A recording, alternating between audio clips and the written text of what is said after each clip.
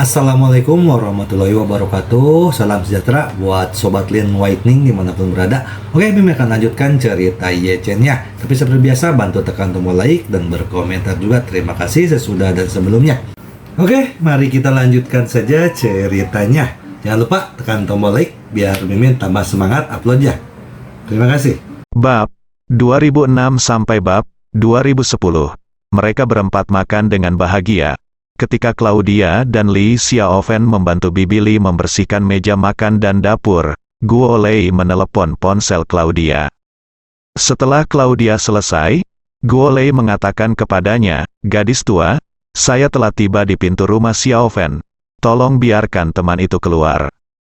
Claudia berkata, "Tunggu sebentar, saya akan beritahu Tuan Ye." Segera, Claudia menutup telepon, mendatangi Ye Chen, dan berbisik, "Tuan Ye, Saudara Ye Chen, Guo Lei sudah ada di depan pintu." Ye Chen mengangguk. Dia menyapa Li Xiaofen. "Xiaofen, jika kamu tidak punya apa-apa yang harus dilakukan, maukah kamu berkencan denganku?" Li Xiaofen tahu bahwa Ye Chen akan pergi ke kasino Guo Lei. Jadi dia segera berkata, "Baiklah, Saudara Ye Chen, tolong tunggu aku." Setelah itu, dia berkata kepada Bibi Li, "Bibi Li, aku akan mengajak Saudara Ye Chen jalan-jalan, kamu tidak perlu membersihkan piring. Minta saja Claudia untuk menaruhnya di mesin pencuci piring nanti." Bibi Li berkata sambil tersenyum. "Aku tidak ada hubungannya, jadi kenapa kamu dan Claudia tidak menemani Ye Chen jalan-jalan?" Claudia sedikit terkejut dan berkata tanpa sadar, Aku tidak akan pergi. Aku akan tinggallah dan bantu kamu membersihkan." Bibi Li, yang tidak tahu, tersenyum dan berkata, "Tidak, aku bisa membersihkan sendiri saja, kamu juga bisa ikut denganku. Jangan selalu tinggal di rumah setelah bekerja." Claudia sedikit setelah berpikir sejenak, dia mengangguk dan berkata, "Baiklah Bibi Li, kalau begitu aku akan jalan-jalan dengan kakak Xiaofen dan kakak Ye Chen." Claudia benar-benar merasa tidak nyaman dan ingin mengikuti Ye Chen untuk bersenang-senang. Lihat. Marvin tidak peduli, selama Claudia mau pergi, dia tidak keberatan sama sekali. Jadi, mereka bertiga keluar bersama. Saat ini, di luar gerbang, sebuah sedan Rolls-Royce baru diparkir di belakang Chevrolet bekas Li Xiaofen. Di kursi pengemudi, Guo Lei, yang memiliki rambut sedang panjang, menggelengkan kepalanya dengan ekspresi wajahnya, melambai kepada mereka bertiga, dan berkata sambil tersenyum, "Ini dia." Claudia melihat ke arah Rolls-Royce, bertanya dengan rasa ingin tahu, "Yang baru?" Guo Lei berkata sambil tersenyum, "Bagaimana saya bisa membeli mobil semahal itu? Ini yang baru dari bos. Saya akan meminjamnya untuk digunakan." Dengan itu, dia berkata kepada Ye Chen. Dia tersenyum dan berkata, "Saudaraku, saya mendengar dari sepupu saya bahwa Anda ingin pergi ke tempat tersebut dan memainkan beberapa permainan." Ye Chen mengangguk dan berkata dengan santai, "Tangan saya gatal. Jadi aku tidak akan tidur jika aku tidak memainkan beberapa permainan. Aku tidak akan tidur." Guo Lei berkata sambil tersenyum, "Claudia seharusnya memperkenalkanmu pada situasi di sini, kan?" Ye Chen mengerutkan bibirnya dan mengabaikannya, tetapi berkata kepada Li Xiaofen di samping, "Fen kecil, buka bagasimu." Li Xiaofen mengangguk dan membuka kunci mobil Chevrolet bekasnya dengan kunci mobil. Ye Chen berjalan langsung ke bagian belakang mobil, membuka bagasi, dan mengeluarkan uang tunai $300.000 Kanada dari bagasi. Ye Chen membawa $300.000 Kanada dalam kantong plastik tembus pandang. Guo Lei melihat sekilas bungkusan uang tunai di dalamnya, dan dia merasa bahagia dan berpikir dalam hati, Li Xiaofen tidak tahu dari mana asalnya.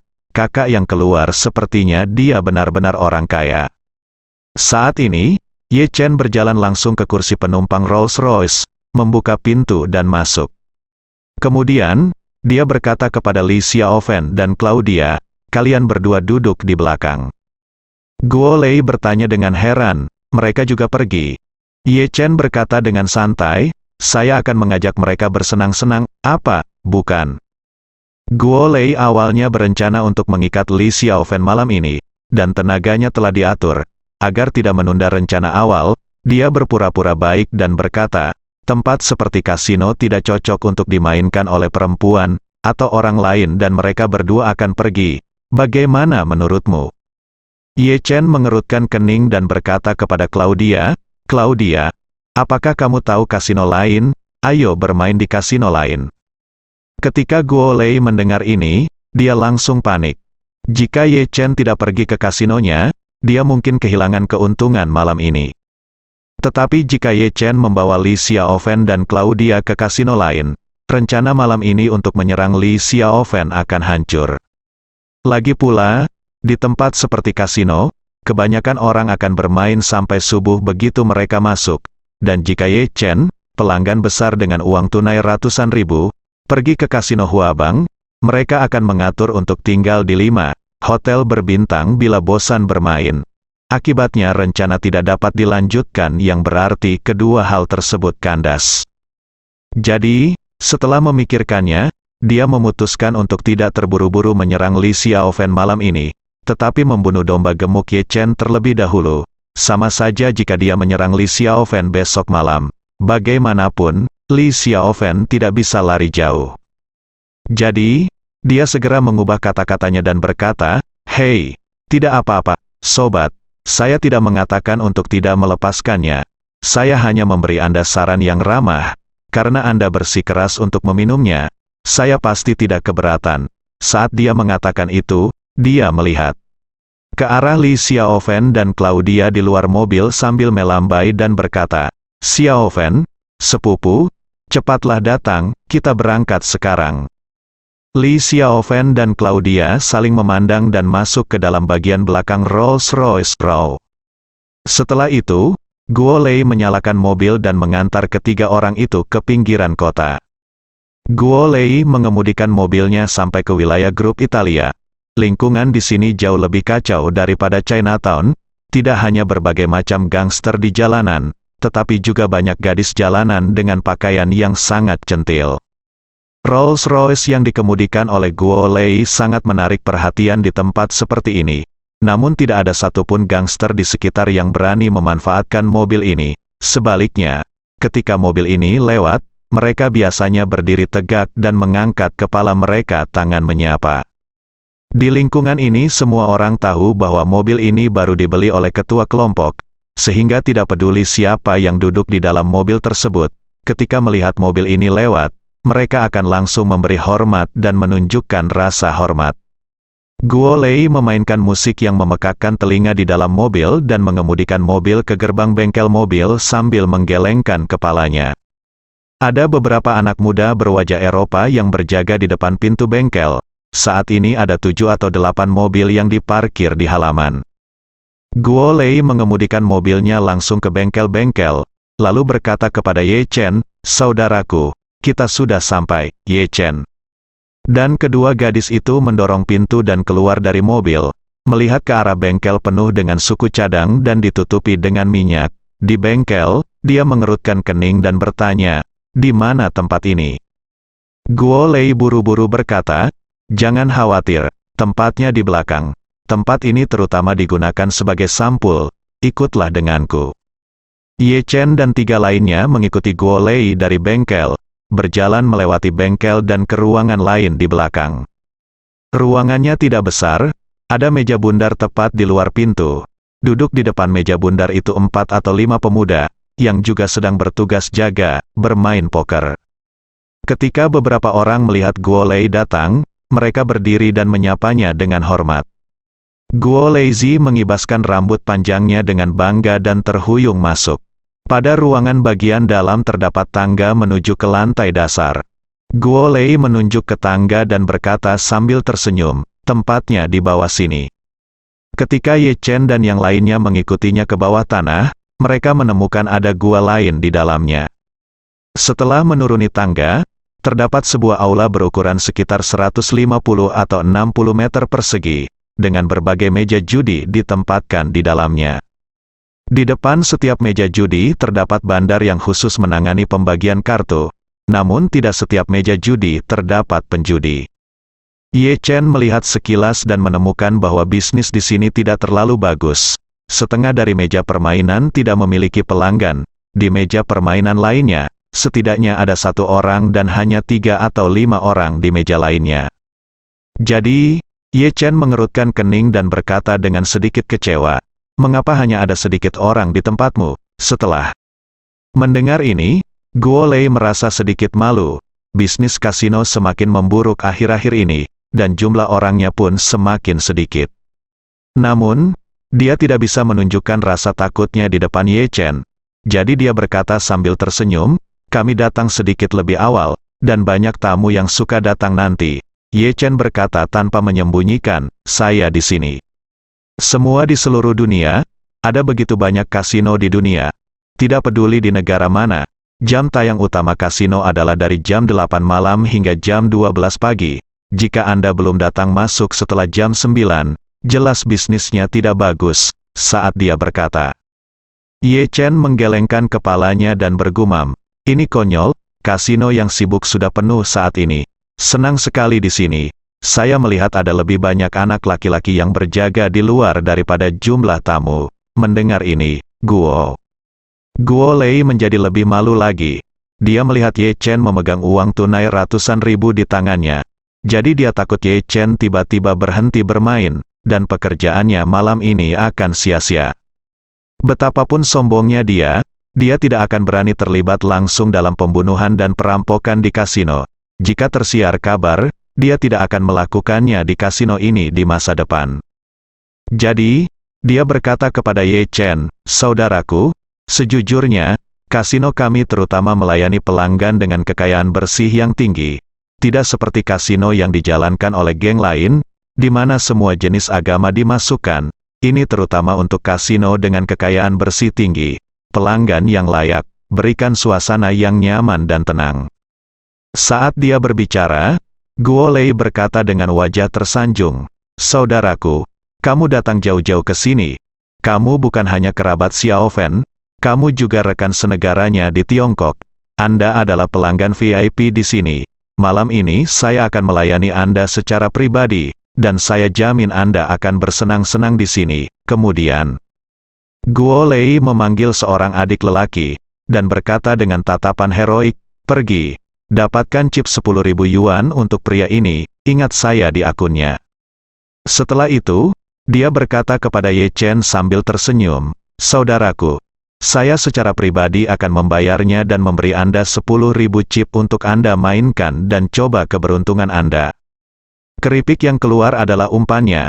Mereka memiliki 10.000 cara untuk memenangkan kembali keripik yang mereka berikan, dan kemudian memikat pelanggan untuk mengambil uang asli mereka. Ye Chen tersenyum saat ini dan berkata dengan tenang, "Saya, Ye Chen, telah berjudi dari selatan ke utara dan dari timur ke barat. Meskipun saya kalah lebih banyak dan menang lebih sedikit, saya tidak pernah mengambil chip orang lain dan saya tidak mampu kehilangan orang itu."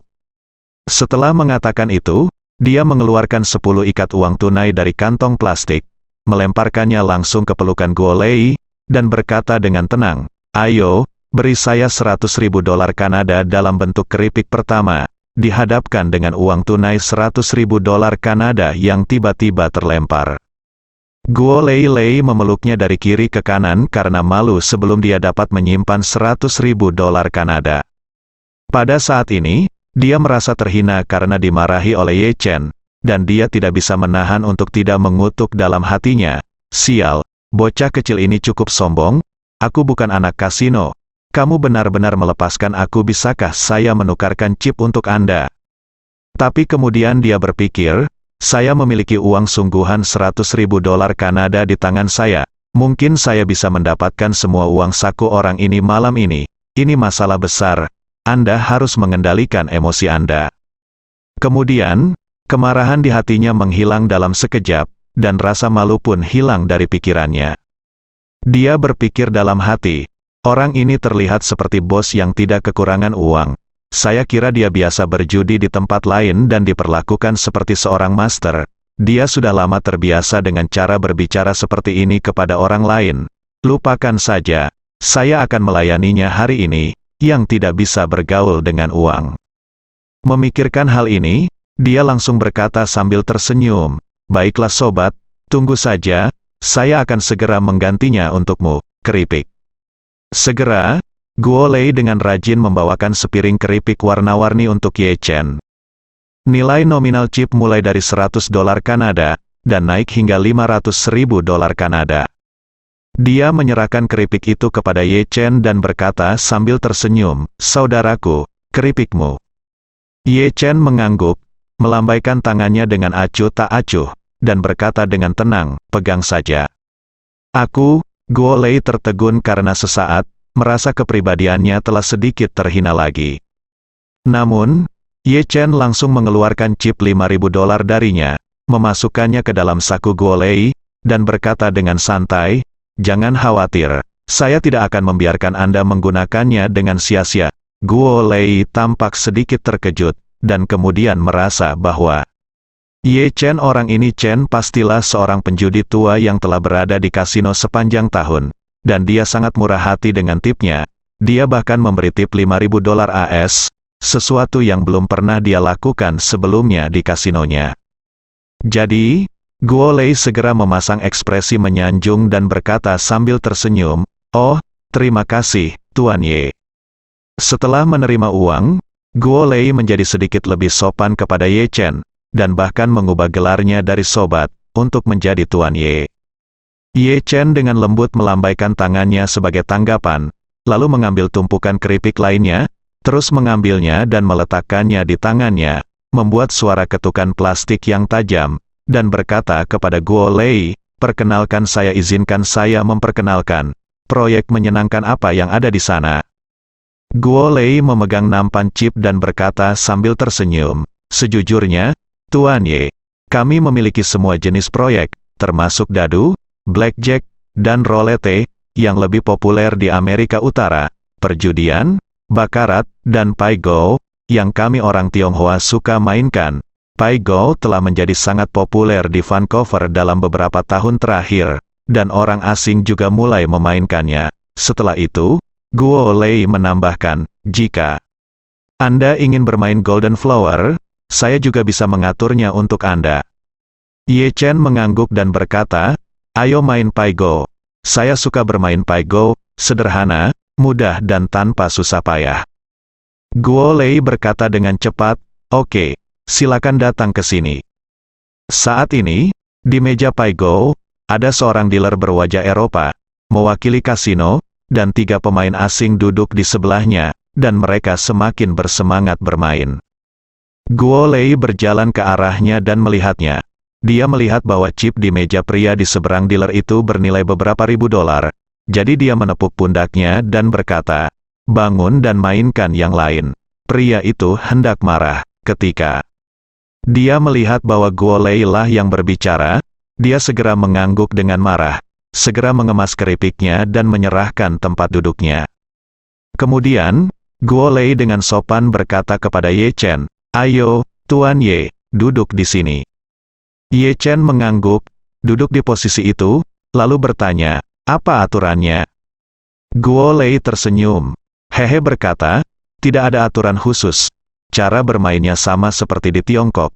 Hanya saja taruhan minimumnya adalah $100 per taruhan, dan venue mengambil 5% dari dana taruhan." Ye Chen mengerutkan bibirnya dan berkata, "5%? Ini cukup gelap." Guo Lei tertawa 2 kali dan berkata dengan tergesa-gesa, "Baiklah, Tuan Ye, sekarang setelah Anda berbicara, kami harus memberi Anda diskon. Pompa Anda akan menjadi 2,5%, setengahnya." Ye Chen mengangguk dengan kepuasan dan berkata dengan tenang, "Itu hampir sama. Saya tidak peduli dengan jumlah uang yang kecil, tapi saya hanya harus mengikuti aturan dasar." Setelah itu, dia melemparkan chip $1.000 dan dengan tenang berkata-kata, "Ayo, mari kita mulai." Guo Lei, yang berdiri di belakang Ye Chen, mundur selangkah dengan tenang, lalu mengedipkan mata ke dealer yang duduk di dealer. Pihak lain mengerti dan segera mulai membagikan kartu. Di tangan pertama, Ye Chen dengan mudah mendapatkan sepasang kartu alami dan dengan mudah memenangkan $1.000 kepada dealer. Melihat ini, Ye Chen berkata sambil tersenyum, "Saya beruntung hari ini, saya memulai dengan baik." Setelah mengatakan itu, Dia menghitung 3.000 chip lagi, dan membuang $5.000 AS bersama dengan keuntungan sebelumnya dan kerugian. Kali ini, Ye Chen menang lagi. Setelah memenangkan 2 pertandingan berturut-turut, Ye Chen sepertinya sedang dalam suasana hati yang baik. Dia melemparkan segenggam chip senilai $100 ke Guo Lei dan berkata, "Mari kita tukarkan dengan chip bernilai $1.000. 100 keripik dolar terlalu kecil." Guo Lei mengangguk. Seorang pelayan ditemukan dan dia dengan cepat memberi perintah. Pada saat ini, Ye Chen di meja judi dengan santai menghitung chip, melemparkan 10.000 ke dalamnya, dan berkata sambil tersenyum, "Pada tengah malam ini, saya ingin membunuh 3 dealer terlebih dahulu." Guo Lei melihat Ye Chen penuh dengan percaya diri dan ingin mengejar kemenangan. Ia langsung mengedipkan mata ke arah dealer. Kali ini, Ye Chen tidak mendapatkan kartu besar, dan tangan dealer juga tidak terlalu besar, hanya 1 poin lebih tinggi dari tangan Ye Chen. Oleh karena itu, bankir memanfaatkan keluarga Ye Chen dan memberi kompensasi kepada 2 keluarga lainnya. Namun, 2 taruhan lainnya sangat kecil, 101-200, sehingga dealer mengambil kembali semua kerugian sebelumnya dan tetap mendapat untung. Faktanya, saat dealer sedang mengocok kartu, Ye Chen sudah melihat gerakan tangannya. Para bandar ini, seperti Helian yang menipu Malan dengan Qian Hongyan, sebenarnya adalah ahli dalam 1000 seni. Ribuan keterampilan bukanlah kekuatan khusus. Seperti pesulap jarak dekat, mereka mengandalkan kecepatan tangan yang tidak dapat dipatahkan dan semua teknik serta alat peraga khusus yang membutakan. Dealer di depan Ye Chen juga ahli dalam ribuan keterampilan. Saat mengocok kartu, dia menyembunyikan Pai Gou yang dia inginkan di posisi yang dia inginkan, dan kemudian mengandalkan tekniknya yang sangat cepat dan ingatan yang terlatih khusus untuk menekan kartu, dilakukan sesuai urutan yang diinginkannya. Namun, kecepatan tangannya bisa menipu orang biasa, tapi dia tidak bisa menipu Ye Chen. Tapi Ye Chen juga tidak peduli. Dia ada di sini untuk menjadi dewa kekayaan malam ini, dan dia akan memasak seluruh geng Guo Lei dan mengirim mereka ke Wan Po Jun untuk bekerja sebagai kuli. Menurut Ye Chen, uang kecil ini seperti biaya tambahan. Jadi, dia sengaja berpura-pura sedikit kesal dan berkata, "Sial, ini hanya sedikit saja, aku masih tidak percaya." Setelah mengatakan itu, dia memasukkan 10.000 lagi dan berkata dengan keras, "Ayo lagi." Guo Lei sedang dalam suasana hati yang baik saat ini. Seperti kata pepatah, 9 dari 10 perjudian adalah kecurangan, dan operator kasino adalah pencetusnya. Sama seperti Guo Lei, yang dia mainkan adalah taktik psikologis yang paling umum. Pertama, biarkan Ye Chen memenangkan 2 pertandingan dengan keuntungan besar, memberi Ye Chen ilusi bahwa dia mendapat keberuntungan malam ini, dan kemudian menggunakan keuntungan yang sangat kecil untuk mengalahkan Ye Chen dengan tipis dalam 1 pertandingan dan memenangkan kembali apa yang telah dimenangkan Ye Chen sebelumnya, bahkan mendapatkan modalnya kembali dengan keuntungan. Dia merasa bahwa ini akan membuat Ye Chen merasa tidak mau, dan dia akan merasa bahwa dia hanya sedikit kekurangan di babak ini dan dapat dengan cepat menang kembali di babak berikutnya. Dan Ye Chen memang berperilaku seperti ini. Semua ini membuat Guo Lei merasa bahwa Ye Chen telah jatuh ke dalam perangkapnya, dan terlihat dengan mata telanjang bahwa jebakan itu semakin ketat. Ye Chen benar-benar memenuhi harapan Guo Lei, dan segera semakin tenggelam dalam permainan judi Pai Gou. Hanya dalam waktu setengah jam, dia telah kehilangan 100.000 chip yang dia tukarkan. Guo Lei melihat Ye Chen telah kehilangan semua chip terakhirnya, dan dia masih terlihat sedikit tidak mau. Jadi dia segera melangkah maju untuk menghiburnya. "Tuan Ye, sepertinya keberuntungannya dalam poker selalu agak buruk saat ini. Kenapa kamu tidak istirahat dulu? Tangan itu, poinmu sudah sangat tinggi. Aku pikir kamu pasti menang. Tapi aku tidak menyangka dealernya ternyata sedikit lebih tinggi darimu." Sungguh rugi, Ye Chen memandang. Guo Lei tersenyum sedikit, melambaikan tangannya dan berkata, "Menang atau kalah, itu adalah hal yang biasa bagi tentara. Selain itu, dengan jumlah uang yang begitu kecil, kita bahkan tidak bisa berbicara tentang menang atau kalah, itu hanya umpan." Setelah itu, Dia melemparkan seluruh kantong plastik di tangannya ke Guo Lei. Melambaikan tangannya dan berkata, "Pergi, berikan aku semua uang ini dan tukarkan dengan keripik." Guo Lei mengambil uang tunai yang diberikan oleh Ye Chen dan merasa senang, dan segera pergi untuk menukarnya dengan sepiring keripik. Kali ini, dia tidak menyiapkan 100 chip lagi untuk Ye Chen. Pecahan minimumnya adalah $1.000 Kanada, serta 2.000, 5.000, 10.000. Ketika dia kembali dengan membawa keripik, dia dengan hormat meletakkannya di depan Ye Chen dan berkata dengan sopan, "Tuan Ye, tolong hitung keripik Anda." "Tidak perlu." Ye Chen bahkan tidak repot-repot melihatnya. Dengan sekilas, dia mengeluarkan 10.000 keping dolar Kanada dan melemparkannya kepadanya, berkata dengan tenang, "Ini untukmu." "Oh, terima kasih Tuan Ye, kamu begitu murah hati." Guo Lei menganggapnya tersanjung. Karena tawar-menawar ini, saya bisa mengucapkan ribuan kali rasa terima kasih dan merasa bahagia di hati. Ye Chen mengabaikannya, mengeluarkan 10.000 chip lagi dan menaruhnya di atas meja, mengetuk meja dan berkata kepada dealer, "Ayo, bagikan kartunya." Dealer itu mengangguk dan melirik ke arah Guo Lei dari sudut mejanya. Melihat lengan Guo Lei disilangkan dan tangan kanannya memegang lengan kiri atas, dia tahu bahwa Guo Lei ingin Ye Chen kalah lagi. Jadi dia segera menggerakkan tangan dan kakinya lagi sambil mengocok kartunya. Dan Guo Lei kini telah menjadi konduktor seluruh permainan judi. Jika dia ingin Ye Chen menang, Ye Chen akan menang.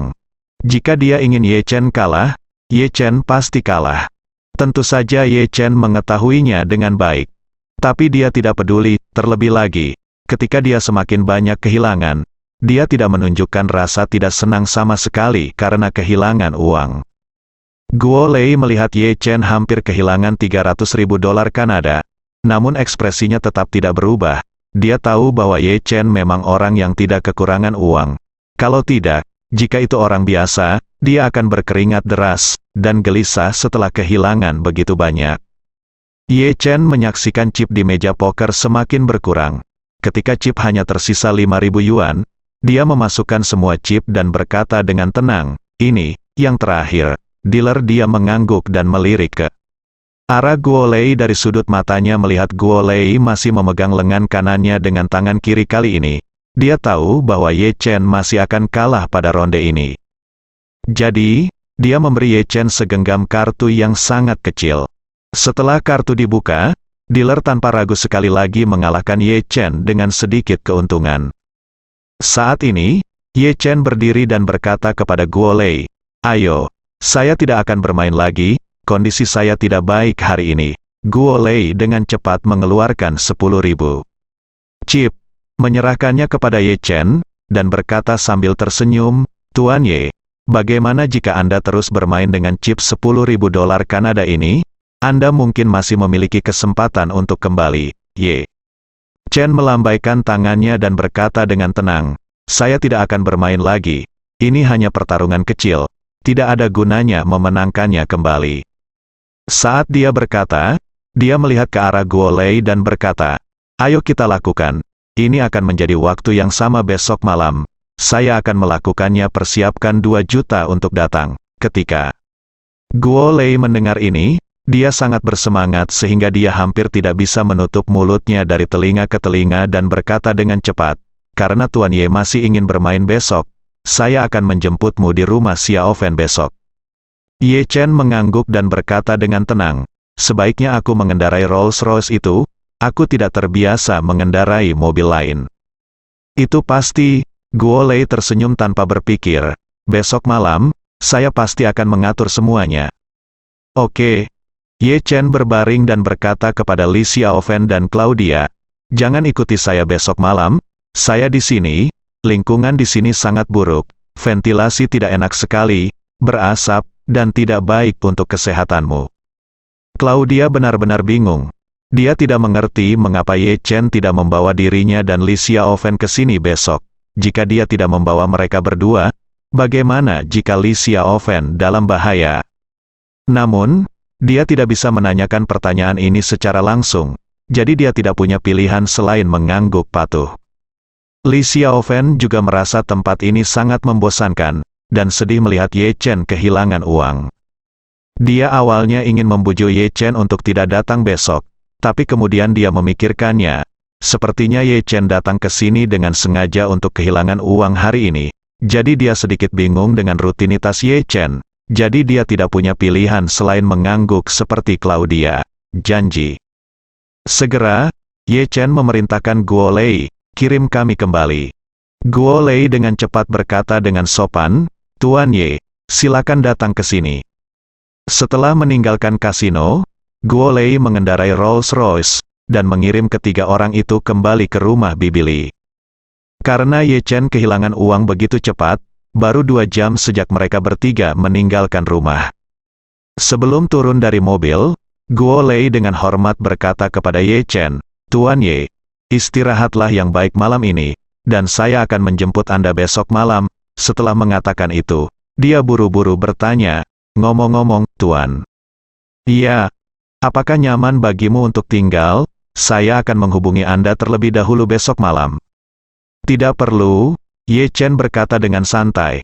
Kalau begitu, Anda bisa langsung menghubungi Claudia. Guo Lei mengangguk dan berkata dengan riang, itu oke. Kalau begitu aku akan menghubungi Claudia langsung besok. Ye Chen bersenandung, membuka pintu dan keluar dari mobil, dan memasuki villa bersama kedua gadis itu. Guo Lei memperhatikan Ye Chen masuk, dengan senyum bangga di wajahnya, dan diam-diam menghela nafas. Ini adalah dewa kekayaan yang hidup 300.000 hari ini, 2 juta besok. Jika kamu mengacaukan mentalitasnya lagi, katakan mungkin dia akan melakukannya kehilangan lebih banyak besok. Memikirkan hal ini, dia segera mengeluarkan ponselnya, menemukan nomor dan memutarnya. Begitu panggilan masuk, dia memerintahkan, mari santai saja hari ini untuk menyerang Li Xiaofen. Dia buru-buru bertanya. Tuan Guo, kapan kita akan mengambil tindakan? Guo Lei berkata, jangan khawatir, bersiaplah kapan saja. Jika waktunya tepat, kita akan membicarakannya besok malam. Kembali ke di rumah Bibi Li berkata kepada mereka 3 kali. Tidak ada keraguan tentang orang-orang yang keluar. Dia sudah menyiapkan kamar tamu untuk Ye Chen di lantai 2. Kamar itu berada di sebelah Claudia dan di seberang Li Xiaofen. Setiap kamar tidur di rumah ini memiliki kamar mandi pribadi, sehingga relatif nyaman bagi Ye Chen, seorang pria dewasa, untuk tinggal di sini. Setelah kembali ke kamar, Ye Chen melakukan panggilan video ke Xiao Churan.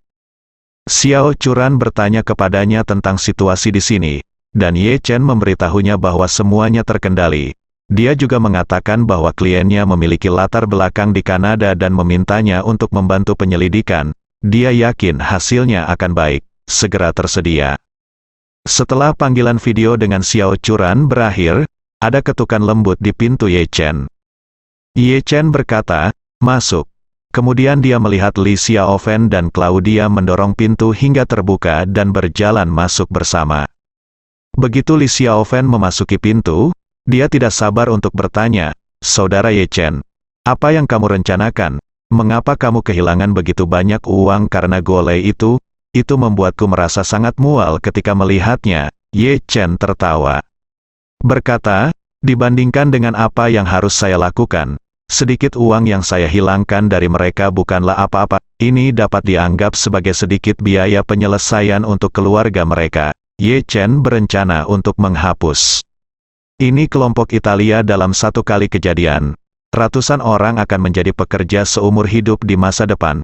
Kehilangan 2 hingga 3 juta dolar Kanada bukanlah apa-apa. Rata-rata, 1 orang kurang dari 3.000 dolar. Jika dihitung berdasarkan daya beli, harga jual budak di Eropa dan Amerika saat itu mungkin juga tidak semurah itu.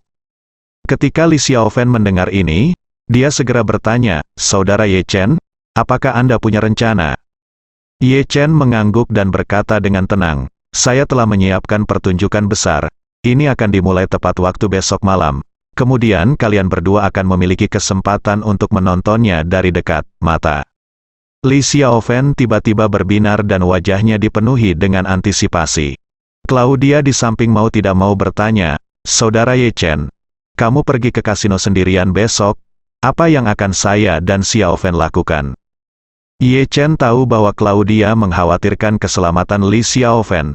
Kalau terjadi sesuatu besok malam, jika anak buah Guo Lei datang menyerang Li Xiaofen saat Ye Chen berada di kasino, itu akan sangat merepotkan. Marvin berkata sambil tersenyum saat ini, beberapa bawahan saya akan datang ke Vancouver besok, dan saya akan mengatur semua ini, jadi jangan khawatir. Ye Chen tahu bahwa Guo Lei pasti memikirkan 2 juta yang dia janjikan besok, jadi dia tidak akan pernah menyerang Li Xiaofen lagi malam ini. Kenyataannya sesuai dugaannya, malam itu berjalan lancar. Setelah bangun, Ye Chen menerima telepon dari Wan Pojun. Ketika panggilan tersambung, Wan Pojun berkata dengan hormat, "Tuan Ye, bawahan saya dan lebih dari 200 anggota istana Wanlong telah tiba di Vancouver dan siap membantu Anda kapan saja." Ye Chen bertanya dengan heran, "Mengapa? Kamu di sini juga?" Wan Pojun buru-buru berkata, "Tidak ada hal penting di Timur Tengah untuk saat ini. Anda sedang terburu-buru untuk mempekerjakan orang, jadi saya sendiri yang akan membawa mereka ke sini." Setelah itu, Wan Pojun bertanya lagi, "Tuan Ye, apa persyaratan Anda? Silakan beritahu saya akan melakukan yang terbaik." Ye Chen berkata, "Anda dan saudara-saudara akan mencari tempat tinggal terlebih dahulu, dan tunggu instruksi saya secara spesifik pengaturan." Wan Pojun berkata tanpa berpikir, "Oke, Tuan Ye, apakah Anda memiliki pertanyaan? Jika Anda butuh sesuatu, silakan hubungi saya kapan saja." Setelah menutup telepon Wan Pojun, Ye Chen hendak mandi ketika dia tiba-tiba merasa seperti ada yang menguping di depan pintunya. Dari kecepatan pernapasan dan kebiasaan orang lain, Ye Chen tahu bahwa Claudia lah yang baru saja dia temui. Jadi, dia berjalan ke pintu dan membuka pintu sebelum Claudia pulih. Claudia, yang sedang berbaring di pintu kamar sambil menguping, mendengar suara pintu terbuka, dan ketika dia tanpa sadar ingin melarikan diri, itu sudah terlambat. Jadi dia menatap Ye Chen dengan canggung, dan berkata dengan sedikit ketakutan, "Saudara Ye Chen, maafkan aku." Ye Chen tersenyum sedikit dan berkata dengan tenang, "Jika kamu butuh sesuatu, masuk saja dan bicara padaku." Claudia mengangguk cepat dan memasuki Ye kamar Chen. Begitu dia memasuki pintu, dia bertanya dengan suara rendah, "Saudara Ye Chen, bisakah Anda memberitahu saya rencana Anda hari ini? Jika ada sesuatu yang memerlukan kerjasama saya, tolong beritahu saya sebelumnya." Ye Chen menggelengkan kepalanya dan berkata dengan tenang, "Saya sudah membuat pengaturan. Anda dapat pergi ke toko bersama Xiaofen seperti biasa di siang hari. Anda tidak perlu khawatir tentang hal lain.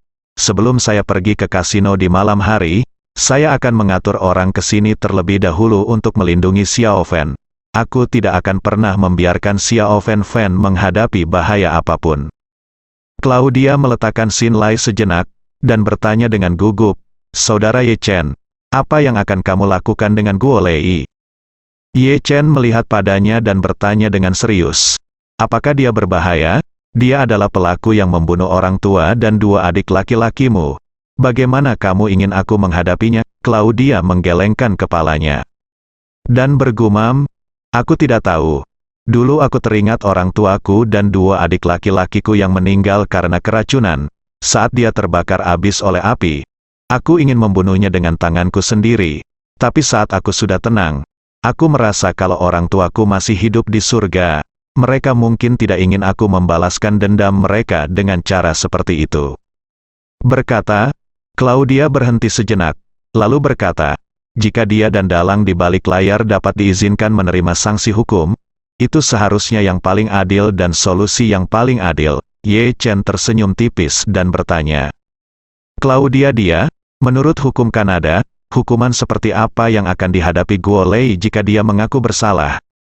Claudia berkata, "Kanada telah menghapuskan hukuman mati, jadi jika dia mengaku bersalah, dia harus dijatuhi hukuman penjara seumur hidup." Ye Chen bertanya lagi, "Apakah menurutmu itu masuk akal?" Claudia ragu-ragu sejenak dengan ekspresi kusut, lalu mengangguk dan berkata, "Menurutku itu masuk akal." Ye Chen berkata dengan tenang, "Menurutku itu tidak masuk akal." Setelah itu, dia berkata dengan ekspresi dingin, bukannya aku tidak menghormati hukum di sini. Tapi karena dia mengincar adikku, Ye Chen, saya harus menggunakan metode saya sendiri untuk membuatnya membayar harga yang lebih mahal pada saat ini.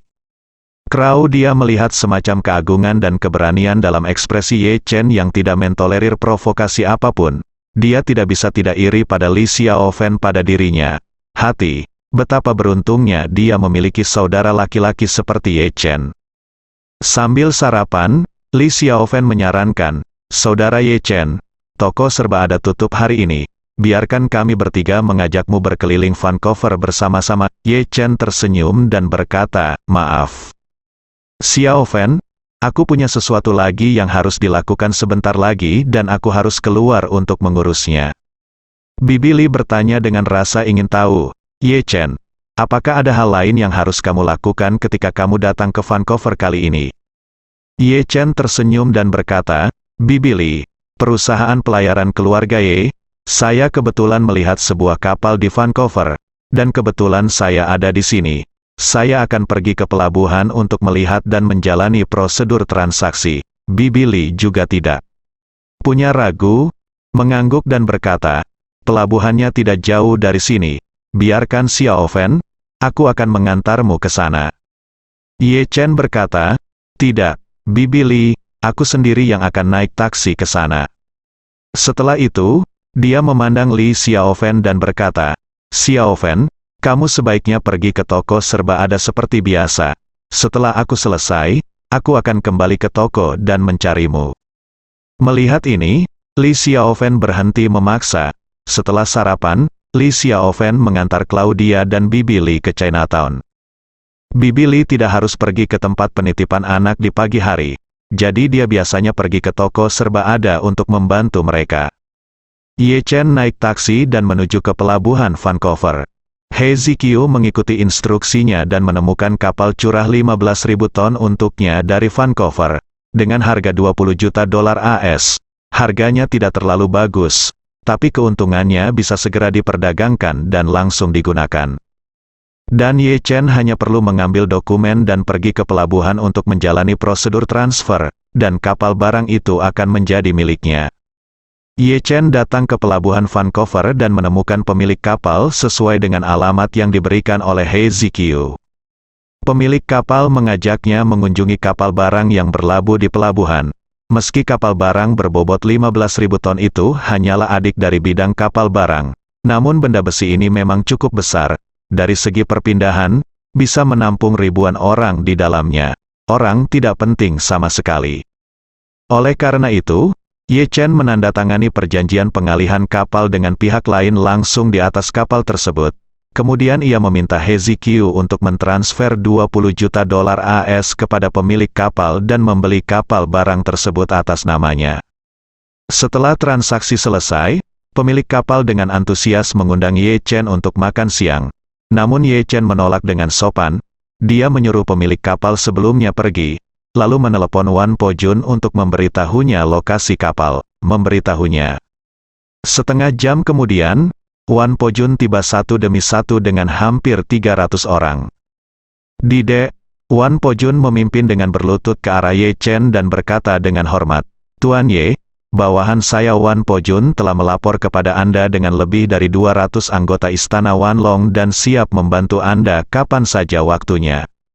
Lebih dari 200 tentara Wanlong Dian di belakangnya juga berlutut dan berteriak serempak dengan Wan Po Jun untuk mengungkapkan ketulusan mereka. Semua orang di Istana Wanlong tidak puas dengan Ye Chen. Bahkan para prajurit Istana Wanlong yang tidak pergi ke Gunung Yeling tahu bahwa Ye Chen sangat kuat.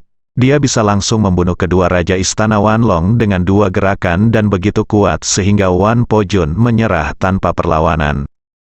Terlebih lagi, karena Ye Chen bisa membuat Wan Po Jun sepenuhnya yakin dan rendah hati olehnya, orang lain tidak akan berani menunjukkan rasa tidak hormat padanya.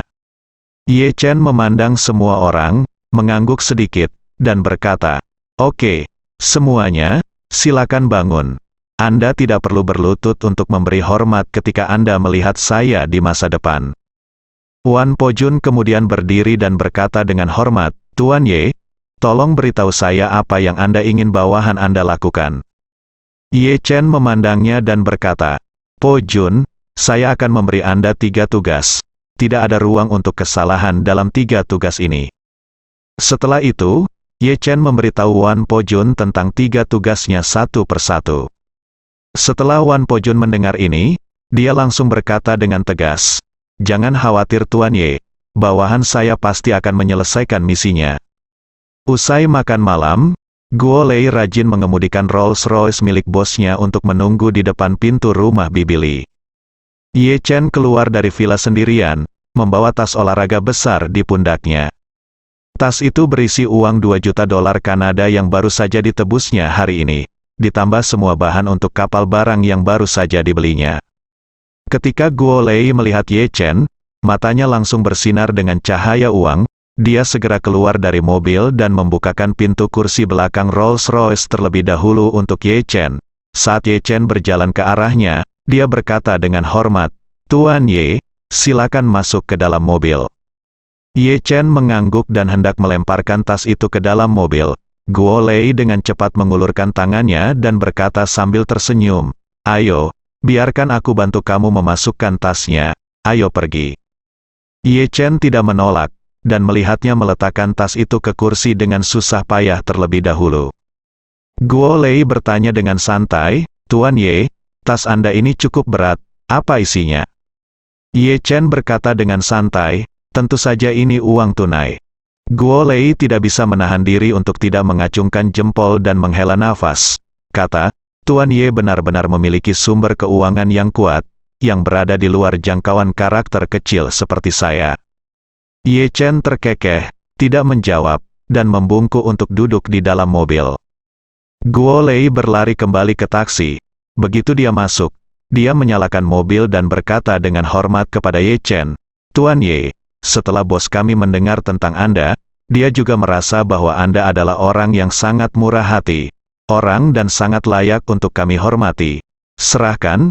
Jadi hari ini dia secara khusus mengesampingkan hal-hal lain dan menunggumu secara langsung di kasino, berencana untuk mengenalmu. Ye Chen mengangguk sedikit dan bertanya, "Apakah bosmu juga berencana memainkan 2 pertandingan malam ini?" Guo Lei berkata sambil tersenyum, "Itu tergantung padamu. Jika kamu ingin bermain dengan bos kami, dia tidak boleh menolak." Ye Chen berkata sambil tersenyum, "Oke. Ayo kita mulai kenali satu sama lain dulu." Guo Lei mengemudi lagi. Dia mengantar Ye Chen ke kasino bawah tanah kemarin. Lingkungan di dalam kasino hari ini jauh lebih baik dari kemarin. Sanitasi baru saja dibersihkan, dan beberapa tanaman hijau serta perabotan telah ditambahkan. Bahkan udara pun dipenuhi aroma-aroma terapi kelas atas. Para pelayan berjas kemarin telah menghilang, digantikan oleh sekelompok gadis kelinci kasino yang berpakaian indah dan seksi. Saat Guo Lei memimpin Ye Chen masuk, dia memperkenalkan dengan rajin, "Tuan Ye, setelah mendengar beberapa pendapat dari Anda kemarin, kami melakukan perbaikan kasino secara menyeluruh dalam semalam. Berharap dapat memuaskan Anda." Ye Chen He mengangguk dan berkata dengan tenang, "Ini memang jauh lebih baik dari kemarin." Guo Lei tersenyum, menunjuk ke posisi terdalam kasino, dan berkata kepada Ye Chen, "Ada ruang VIP di dalam, dan bos kami sudah menunggu Anda di dalam, silakan datang bersamaku." Ye Chen mengikuti Guo Lei ke pintu ruang VIP. Guo Lei mengetuk pintu. Di dalamnya ada sebuah kotak berukuran sekitar 20 atau 30 meter persegi.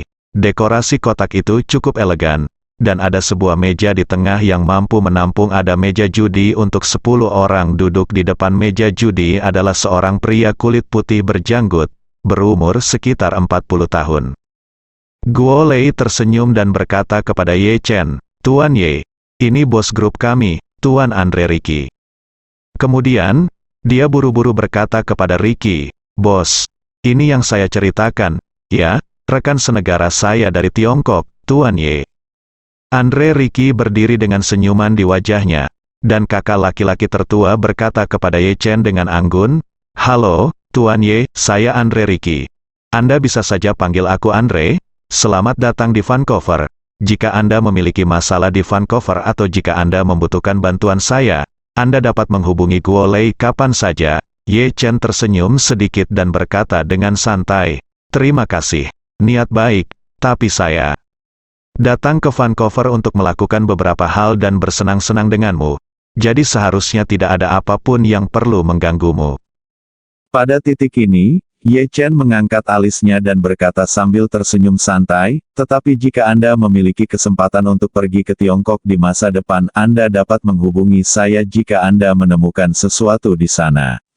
Dengarkan dengan jelas, saya berbicara tentang seluruh Tiongkok, tidak hanya terbatas pada kota tertentu. Saya masih cukup mampu di Tiongkok. Setelah mendengar ini, Lai Rich tiba-tiba merasa sedikit kesal. Dia mungkin bisa memahami arti kata-kata Ye Chen. Implikasinya adalah dia memiliki kemampuan tertentu di seluruh Tiongkok. Tidak seperti dirinya, dia hanya memiliki pengaruh di kota seperti Vancouver. Ini menunjukkan bahwa dia tidak terlalu memikirkan dirinya sendiri. Alhasil, dia langsung merasa sedikit marah, sesuai dengan sifatnya yang kejam. Siapapun yang berani berbicara dan mempermalukannya secara langsung harus terlebih dahulu meninju kepalanya ke kepala babi, kemudian menggunakan catok untuk mematahkan giginya satu persatu. Namun, mengira Ye Chen adalah dewa kekayaan yang datang untuk memberikan uang.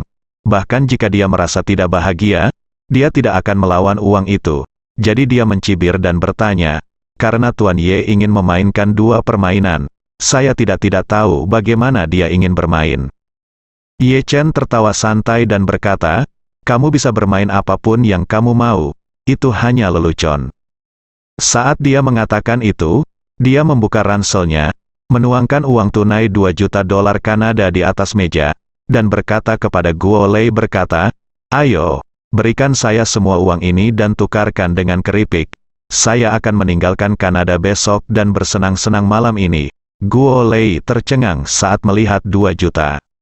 Masuk tunai. Andre Ricky, yang berada di samping, mau tidak mau melebarkan matanya. Tidak lama setelah Andre menjadi bos grup Italia ini, dia tidak menghasilkan banyak uang. Rolls-Royce yang membawa Marvin ke kasino dibeli dengan uang yang diperoleh dari menculik gadis-gadis muda. Bisnis kasino akhir-akhir ini sedang menurun, ini tidak terlalu bagus, dan pendapatannya tidak stabil, jadi dia belum pernah melihat uang tunai 2 juta menumpuk. Sekarang melihat Ye Chen mengirim begitu banyak uang, bagaimana mungkin dia tidak bersemangat? Karena transaksi ini tidak memerlukan biaya apapun, selama Ye Chen memakan uangnya, dia dapat mengambil 90% darinya saat dia pulang. Akibatnya, Andre tiba-tiba menjadi bersemangat, dan ketidakbahagiaannya barusan untuk sementara ditekan di dalam hatinya. Dia tersenyum dan berkata kepada Ye Chen, "Tindakan Tuan Ye benar-benar tidak biasa, dalam hal ini, saya akan bersenang-senang dengan Tuan kamu hari ini." Saat dia berbicara, dia berkata kepada Guo Lei, "Cepat ganti chipnya, lalu undang dealernya." Oke. Guo Lei buru-buru mengumpulkan semua uang tunai Ye Chen, dan kemudian berjuang untuk mengumpulkan sekantong besar uang tunai. Lakukanlah. Segera, dia mengatur agar 2 gadis kelinci masuk, masing-masing membawa sepiring besar penuh keripik besar. Kedua gadis kelinci itu mendatangi Ye Chen dan Andre masing-masing membawa keripik. Gadis kelinci di sebelah Ye Chen terus berpose, dan berkata kepada Ye Chen dengan suara kaku, "Tuan, ini 2 juta keripik Anda, periksa." Ye Chen melambaikan tangannya. "Bukankah hanya 1,98 juta? Apakah ada hal lain yang perlu diperiksa?" Gadis kelinci itu berkata dengan panik, "Tuan, tolong jangan salah paham, ini 2 juta chip, ini bukan 1,98 juta. Jika kamu tidak yakin, kamu bisa mengkliknya sendiri." Ye Chen tersenyum, mengambil 2 keping 10.000 yuan dan melemparkannya ke gadis kelinci, dan berkata dengan tenang, "Lihat. Sekarang bukankah itu 1,98 juta, bersambung?"